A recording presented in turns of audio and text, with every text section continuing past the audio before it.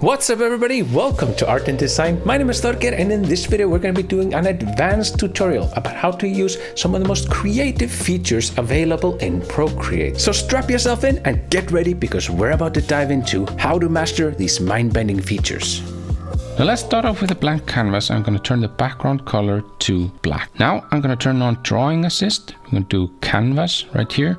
Turn on Drawing Guide, edit Drawing Guide. We're going to go into Symmetry, and we're going to do Rotational Symmetry, and we're going to switch this to Horizontal. So what that's going to do, if we tap on Done right here, and let's just select a brush that demonstrates this. If we draw on one side like so, it's going to mirror it on the other side of the canvas, but it's also going to rotate it. So whatever we draw is going to be rotated and mirrored. Now let's pick a nice brush to go with this. So I'm going to be using the 8K fractal brushes for Procreate. Now includes a 16K resolution brush that is absolutely enormous. I can show you on screen right now how large 16K is versus other traditional brushes. Editor's note here, this image alone is about 150 megabytes in size. If you were to print this out at 72 dp, it would be the size of a building and you would still see the details. That's crazy. In comparison, here is a high definition brush. This is what a high definition brush looks like in size. This is the 16K fractal brush. Look at all of this detail. And the way that this brush works, it picks random samples around the brush and puts that into your artwork, so it's always unique. Anyway, back. So we're going to be using this brush to lay down the foundational sort of filamenty background of the artwork. So for that, I'm going to be selecting the secondary color first, and then we're gonna choose the primary color based on that. So I'm gonna select the red right here. That makes our primary color this blue. Let's just start with this blue and set that as the background element. To use the fractal brushes effectively, what I highly recommend doing is using the quick shape function in Procreate. So the way to do that is simply make a line or a drawing like so, and then hold it down. That's gonna snap into place, and now you can move all of the individual parts of the fractal in relation to each other within the drawing guide symmetry. So as you can see, it's creating this really cool swirling patterns here, and there are infinite possibilities. We can stop anytime, and I'm just going to stop when I see something that looks remotely good. So how about something like this? We have the fractal brush rendered on the screen, but we're not done yet. We're going to tap on this little thing right here, and by doing that we get access to the control points. The control points basically determine how each part of the fractal behaves in relation to the other parts of the fractal. So what we can do with that is we can move the fractal, the entire rendered fractal around, and the symmetry is going to make sure that all stays in line here. And we can now position things like this. If we move out, we can see the entire pattern here, and if something doesn't look right, we can try moving that out of the way. Maybe something like this. Yeah, I think that's pretty cool. Let's have it so it's sort of, yeah, it's almost like it's holding hands here. So now we have our first advanced tip. You can edit the control points of the fractal after drawing it on the screen using the symmetry function. Now, it doesn't need to be the symmetry function, but that's what we're doing right here. Let's add a little bit of spikiness, and this is where we're going to be using the infinity brush, which is also free if you want to check it out on the website. But we're going to use that as the secondary brush, and we're going to choose the secondary color right here, the red one that we chose in the beginning. And now we're going to add a little bit of spikiness, but make sure to create a new layer for this, because we don't want to be drawing on the same layer. So I'm going to tap on this icon right here, which turns on the drawing guide. Now you can configure this if you want in the gesture controls right here. If you go to assisted drawing and then just toggle this one on. So now whenever you tap on this icon right here, you can turn on and off the drawing assist. So let's lay down a little bit of 8K infinity on the canvas. Sometimes it can be a little bit tricky.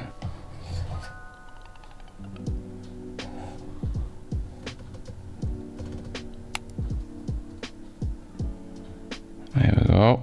Oh, there we go. Nice. Now I'm going to tap on the little icon there again, and let's see if we can get it a little bit better aligned. I like that. Now I'm going to go into the transform tool, and I'm just going to rotate it a little bit. So from a distance. So I'm thinking like this. Yeah, I like that. It looks good.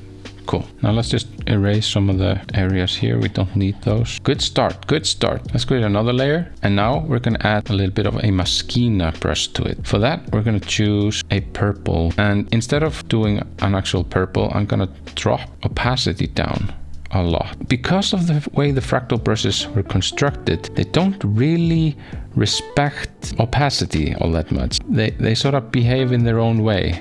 They're rascals, they're rebels. As you can see, although we have very, very dark color selected, it still, in this sort of highlighted areas where the brush has the most amount of information, it still creates very, very vibrant colors, but the rest of them become like shadows. So you get this sort of shadowy, vibrant texture that is going on, and that is just super fun to play with. Now, one of the things that you'll note about the fractal brushes is that it's very easy to go overboard. You know, you can just continue adding and adding and adding and adding, and it's gonna look like an absolute mess. I mean, this kind of looks cool, honestly, but it's not deliberate. And I think in order for something to be, you know, considered art, it needs to be deliberate. So we're gonna be a little bit more deliberate about this. Oh, I like that.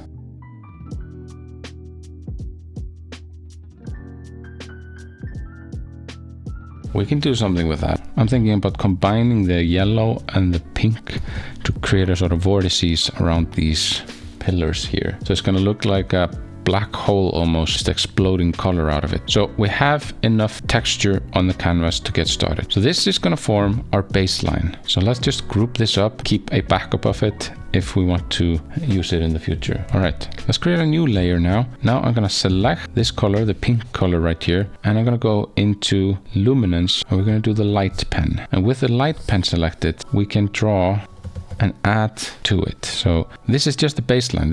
We just sort of threw paint on the canvas, and now we're going to create something to make it feel like it fits together, like this thing, whatever this thing is, that it belongs together. So let's start by doing that, and let me just draw a little bit of a light leak here. And what I'm trying to do is I'm trying to simulate sort of natural flows, like lightning or a river flowing, or you know, the veins of a tree or something like that. Just trying to get some natural feeling, so we can use the textures that already exist in the artwork and add more to it. So with every stroke we make, we add more detail to this. Now pick a little bit of yellow here, because there's no yellow in the middle, as you can see. Rearrange the order here. Maybe, you know, we can take this one, pull it above here.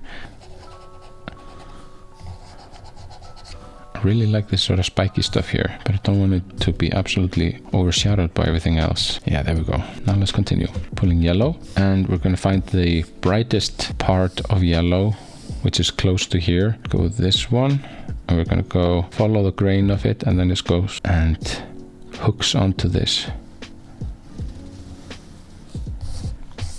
And it's going to ride its way all the way to the top. And at the top here, we're going to go. Okay, something like this, maybe too much. Okay, that was too much.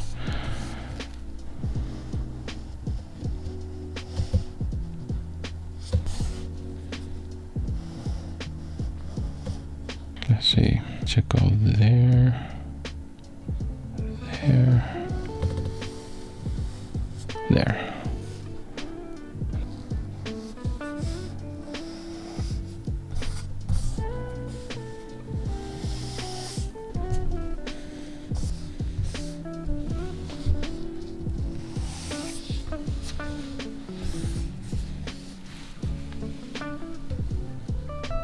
Okay, let's add a bit of blue to it here, because blue is also a part of this artwork. I'm going to duplicate the blue, I'm going to position it on top here, and then I'm going to erase most of it. This is an advanced tutorial, so let's actually use a mask here so that we do this non-constructively. So I'm going to switch the eraser brush here from airbrushing. I'm going to turn that into the brush now.